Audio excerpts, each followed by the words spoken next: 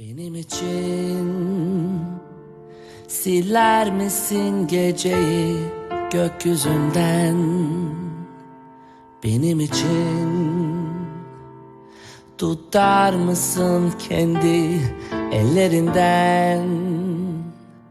Benim için okşar mısın saçının her telini?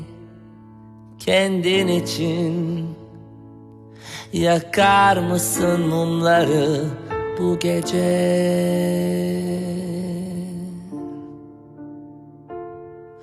Mutlu yıllar, mutlu yıllar sevgilim, sensiz kutlar.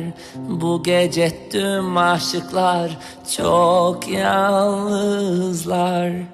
Ellerinde yıldızlar bekliyorlar bizim için.